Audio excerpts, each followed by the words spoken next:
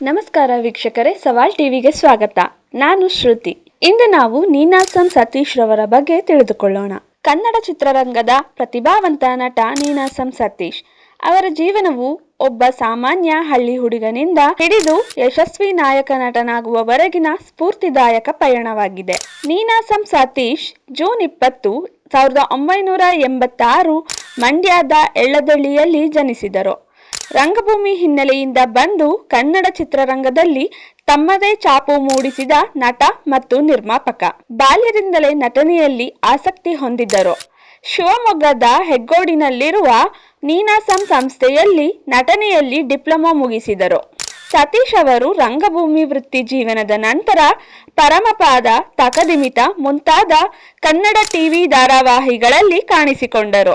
1 ವರ್ಷ ದೂರದರ್ಶನದಲ್ಲಿ ಕೆಲಸ ಮಾಡಿದ ನಂತರ 2008ರಲ್ಲಿ ಮಾದೇಶ ಚಿತ್ರದ ಮೂಲಕ ಸಣ್ಣ ಪಾತ್ರದೊಂದಿಗೆ ಸಿನಿಮಾ ರಂಗಕ್ಕೆ ಪ್ರವೇಶಿಸಿ ಚಲನಚಿತ್ರಗಳಲ್ಲಿನ ತಮ್ಮ ವೃತ್ತಿ ಜೀವನವನ್ನು ಪ್ರಾರಂಭಿಸಿದರು.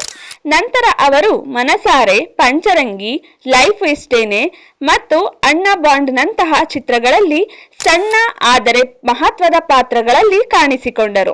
2013ರಲ್ಲಿ ಬಿಡುಗಡೆಯಾದ ಲೂಸಿಯಾ ಚಿತ್ರದಲ್ಲಿ ನಾಯಕನಾಗಿ ಪಾದಾರ್ಪಣೆ ಮಾಡಿದರು.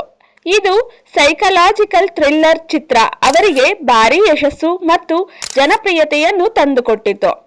ನಂತರ ಸತೀಶ್ ಅವರ ಮುಂದಿನ ಬಿಡುಗಡೆಗಳು ಅಂಜದ ಗಂಡು, ಕ್ವಾಟ್ಲೆ Satish, love in Mandya, beautiful ಮನಸ್ಸುಗಳು. ಇದು ಪ್ರೇಕ್ಷಕರ ಹೃದಯಗಳನ್ನು ಗೆದ್ದಿತ್ತು. ಅವರು ಅಯೋಗ್ಯ ಚಿತ್ರವು ಗಲ್ಲಾಪೆಟ್ಟಿಗೆಯಲ್ಲಿ ಯಶಸ್ವಿಯಾಯಿತು. ಸತೀಶ್ ಅವರು ಅತ್ಯುತ್ತಮ ನಟ ಸೈಮಾ 2015, ಐಐಎಫ್ಎ ಉತ್ಸವಂ ಪ್ರಶಸ್ತಿಗಳು 2015ರಲ್ಲಿ ಅತ್ಯುತ್ತಮ ನಟನಾಗಿ ನಾಮನಿರ್ದೇಶನಗೊಂಡರು ಮತ್ತು ಅತ್ಯುತ್ತಮ ನಾಯಕನಾಗಿ ಸಂತೋಷಂ ಚಲನಚಿತ್ರ ಪ್ರಶಸ್ತಿಗಳು 2015 ಅನ್ನು ಗೆದ್ದರು. ಅವರು ಅತ್ಯುತ್ತಮ ನಟನಿಗಾಗಿ ಫಿಲ್ಮ್ಫೇರ್ ಪ್ರಶಸ್ತಿಗಳನ್ನು ಗೆದ್ದರು. ಒಟ್ಟಿನಲ್ಲಿ ನೀನಾಸಂ ಸತೀಶ್ ಅವರು ಜೀವನ ಕಥೆ, ಪರಿಶ್ರಮ ಮತ್ತು ಆತ್ಮವಿಶ್ವಾಸ ಇದ್ದರೆ ಯಾವ ಕ್ಷೇತ್ರದಲ್ಲಾದರೂ ಯಶಸ್ವಿ ಸಾಧಿಸಬಹುದು ಎಂಬ ಸಂದೇಶವನ್ನು ನೀಡುತ್ತದೆ. ಅವರು ಕನ್ನಡ ಚಿತ್ರರಂಗದ ಪ್ರತಿಭಾವಂತ ನಟರಲ್ಲೊಬ್ಬರಾಗಿದ್ದಾರೆ. ಹೀಗೆ ಹೆಚ್ಚಿನ ವಿಡಿಯೋಗಳಿಗಾಗಿ ಸವಾಲ್ ಟಿವಿಯನ್ನು ಸಬ್ಸ್ಕ್ರೈಬ್ ಮಾಡಿ. ಈ ವಿಡಿಯೋ ಇಷ್ಟವಾಗಿದ್ದಲ್ಲಿ ಲೈಕ್ ಮಾಡಿ, ಶೇರ್ ಮಾಡಿ. ನಿಮ್ಮ ಅನಿಸಿಕೆಗಳನ್ನು ಕಮೆಂಟ್ನ ಮೂಲಕ ನಮಗೆ ತಿಳಿಸಿ.